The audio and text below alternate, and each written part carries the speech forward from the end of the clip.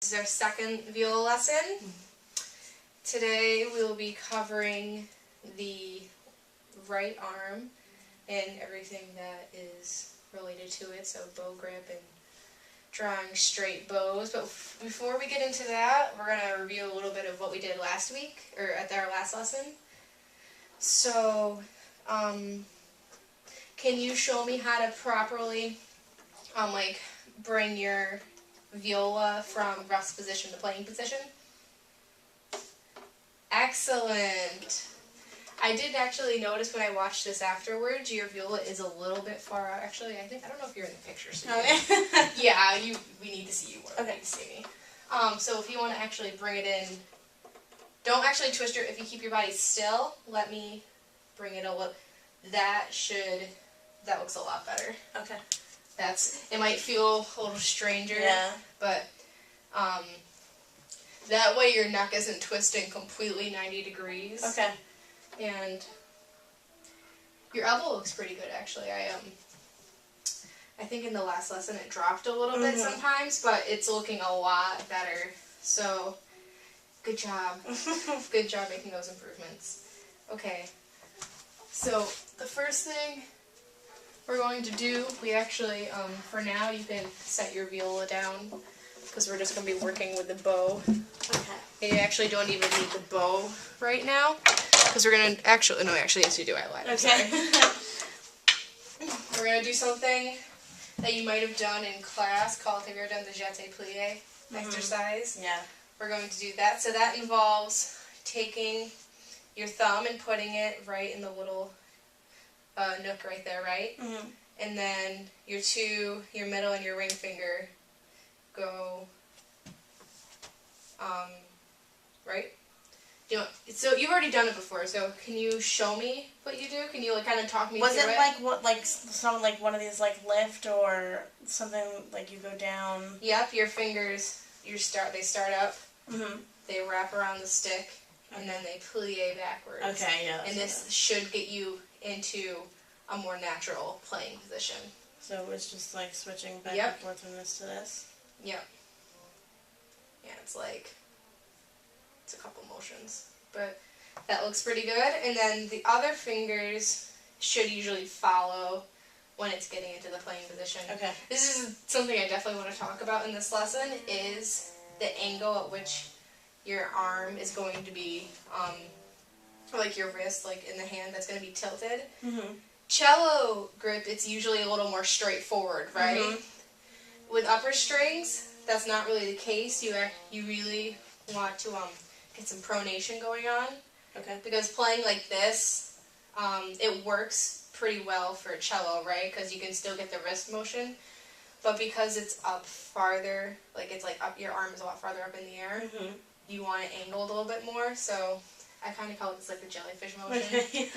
And it seems to work for me. So,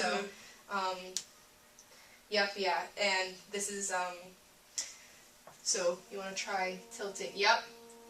This is going to be a lot how you have it right now, that's a lot more severe.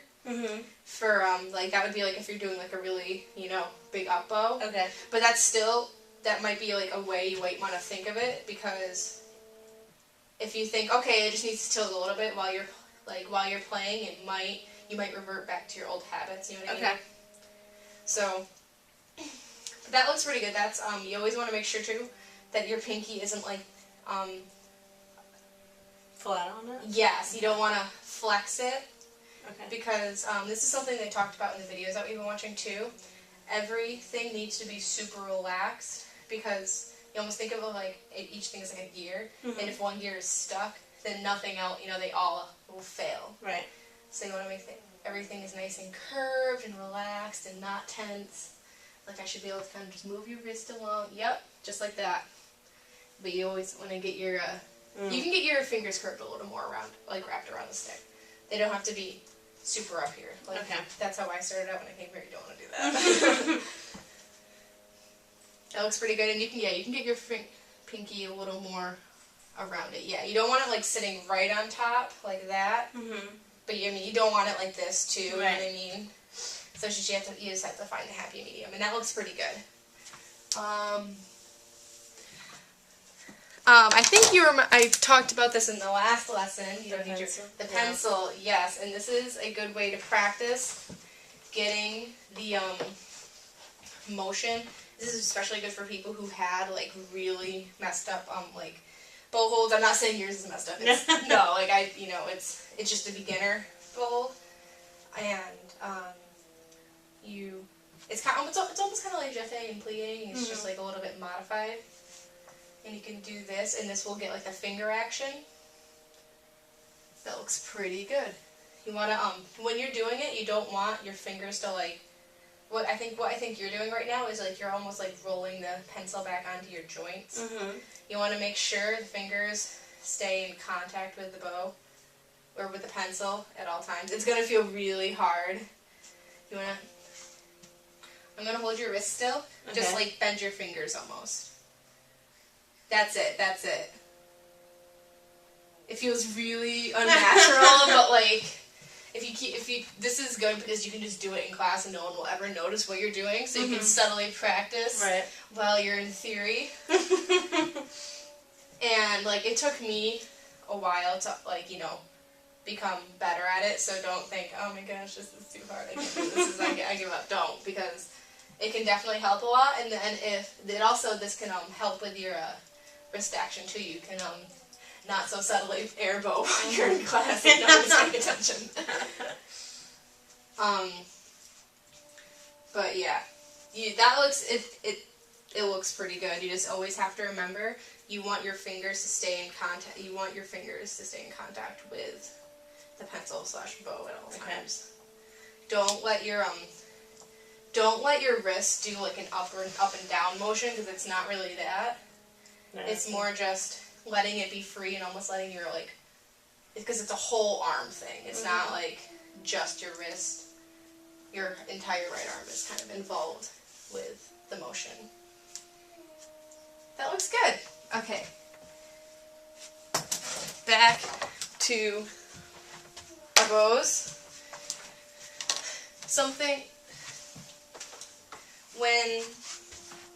Way back when violins were still kind of almost like in their early stages, or even like not so early, just like many centuries ago, they didn't hold the bow like we do now. They held it a lot farther up the stick. And this is actually if you try it, like this feels a lot heavier, like you're holding a lot more weight. And then like if you move it up farther on the stick, it feels a lot lighter. You know what I mean? It almost can be like easier to like maneuver the bow. And this is something that can be really helpful for a beginner, because you don't have all the weight of the frog that you have to deal with. And so you'll still be able to get all of the wrist action and all of the finger action while you're playing. So actually, why don't you grab a Viola and just get a shot? Holding it the other one, like holding the bow farther up? Yeah, using the modified bow hold.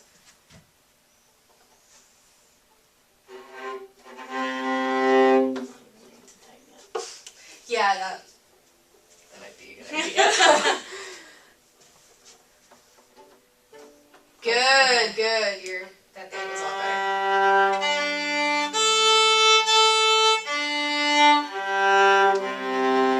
How does that feel now? Why don't you try it with the modified or with the regular bow hold? I feel like I have more control over it with this. Do you actually? Yeah, I feel like. That's interesting. It feels more natural that way. Yeah, probably because you've been you're used to playing down at the frog. Yeah. When they were demonstrating this, it was with true small children. Yeah. So that might be. But, yeah, I guess maybe that's why, because I'm so used to although it might be something to consider in the future when you're teaching. I really like how you corrected. No, that's good. You're making immediate adjustments. That's really good. One thing I know we're focusing on the right arm right now, but one thing I do want to address is, can you get into your playing position for me? Okay, can you start playing? Okay, is it okay if I talk? Is it okay if I talk? Okay. So can you start playing, and I will.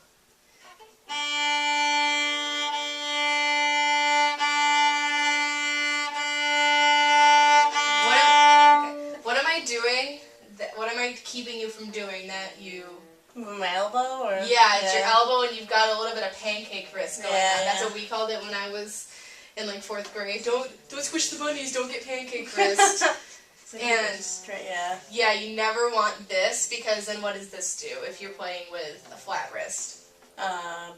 Causes tension. Causes tension. Do you want to try playing like this? Like really exaggerate and see how it feels?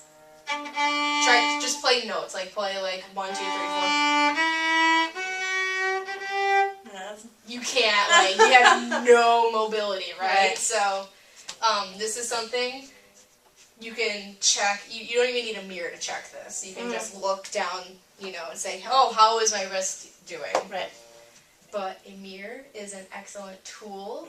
So, and like they have one in every practice room, so there's no reason you shouldn't be practicing in front of a mirror every time you practice.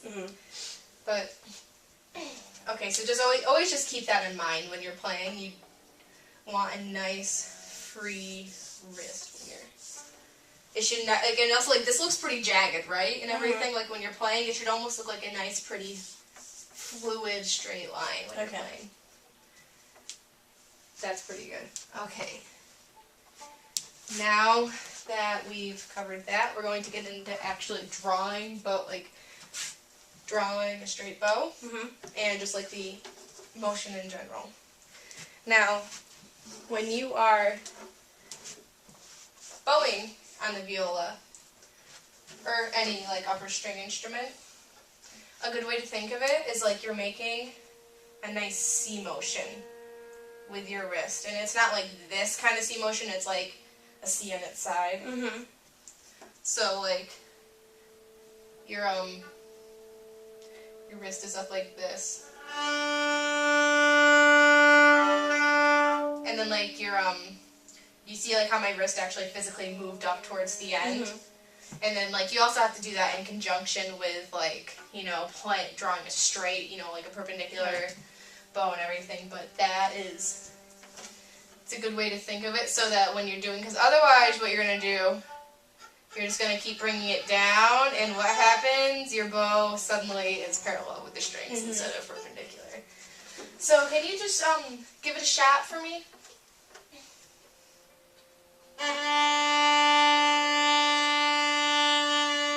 That's pretty good.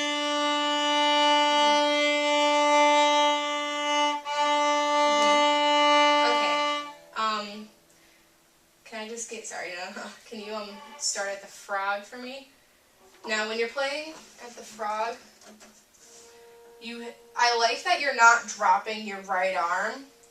It doesn't necessarily need to be up so high. Okay. You know what I mean? Like, it's good that it's not at one extreme, but it's almost starting to get closer to the other extreme of having your arm like this when you're playing. Which I know I'm way over exaggerating. You're not actually doing this, but it'll make it easier to play if your elbow is a little more dropped. So like about here? That looks pretty good. And did I teach you how to get the right angle for your bow so it's like straight? On the bridge? Yep. So do you want, can you try that first and then, okay. Now can you, keep your elbow a little farther down, there you go. That's excellent, okay. So can you play an open D?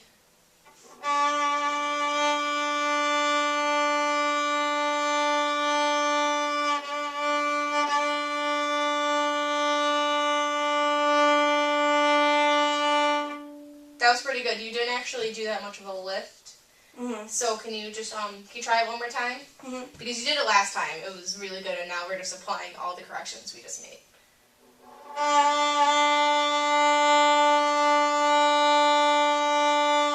Excellent.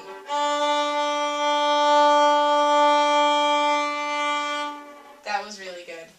And your elbow was really good until like the very last second, but that's still a huge improvement from what it just was. So you just need to practice, like, just look in the mirror while you're practicing and look. If it looks unnatural, it probably is. Okay. It's probably, you know what I mean? It's one of those things. Okay.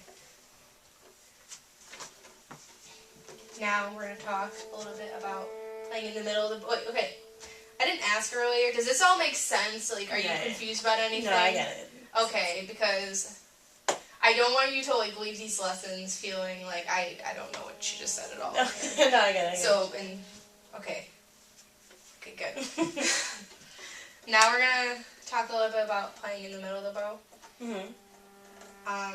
There's a thing called this playing in the square, like your arm is a square, where it's basically.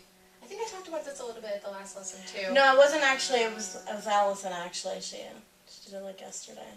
Oh, okay. Yep. I must have talked about it at the shallow lesson, but Maybe. you've heard a little bit about playing with like finding the square of your arm, right? And so what does it mean to be in the square of your arm when you're playing? Just like to actually like it looks like a square. Yep. And so what is the like if you're playing in the square? What part of the bow is that considered for you? The middle. Yep. So can I see? That looks pretty good.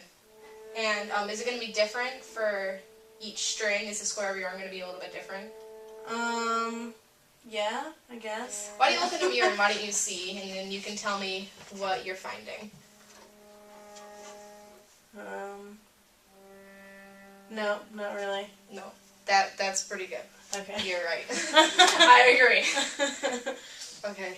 I actually did not check the time on this lesson. It's supposed to be 20 minutes, but I think we're doing okay.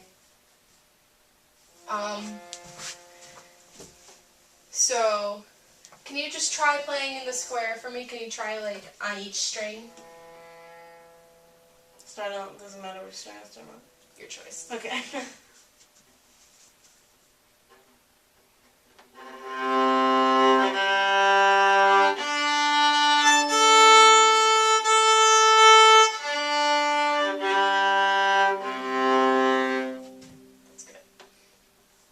And like playing in the middle of your bow should feel the most natural, right?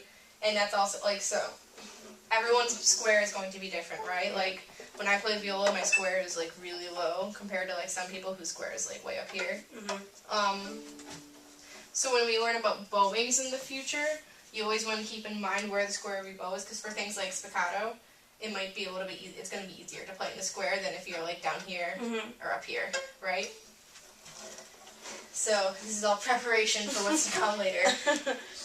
Okay, now what we're going to do next is we're going to put most of what we've just learned together, and we're going to practice drawing a straight bow. Okay. So,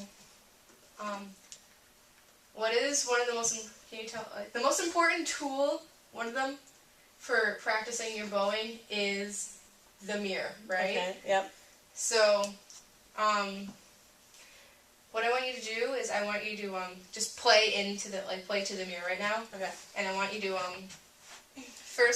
what I want you to do, first close your eyes and just do what you think is straight. Okay. While also trying to remember playing with the C motion. Okay. And then after you do a full down bow and a up bow, open your eyes and open your eyes mid bow, I guess, and then can you apply the corrections? Okay. Oh, before I start, I should have mentioned this. You want to maybe stand, instead of facing more to the right, yeah, it might be a little easier if you angle yourself more to the left. Okay. Okay. Maybe not that far left, yeah. Okay. Like if you should be able to see like the direction of the bow, you know what I mean? Okay. Okay.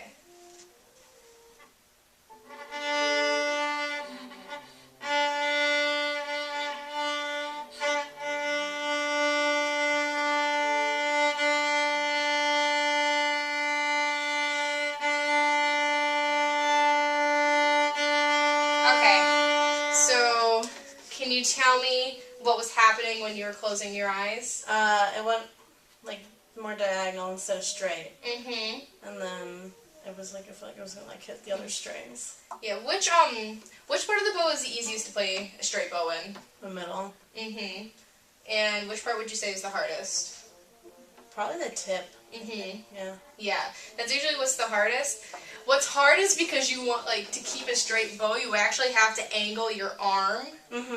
So you're all going happy merrily along. You're playing your open, your straight bow, And then all of a sudden, if you keep playing at that same angle, it starts to go progressively more crooked because you're running out of arm. Mm-hmm. So, to fix that, what you need to do, while you're doing the C motion, it seems like a lot to remember. While you're doing the C motion, you actually need to move your arm a little farther out. And what also might make it easier, if you're playing way down here, if you know, arms way down on your side, it's going to be a little harder. It's good. Don't get like, a super violin hold, like, a lot of violinists play like this. Mm-hmm. It doesn't need to be that high. It can be a little more relaxed position, but it should be a little bit easier. Okay. And also, if you're holding your viola way out, like 90 degrees from your body, it's going to be insanely hard. So, that's another reason you want to keep your viola at a nice little modified 45-degree angle. Okay. Okay, so can we try this now? Just do a down bow and up bow on an open string while trying to remember pushing your arm out a little bit. Okay.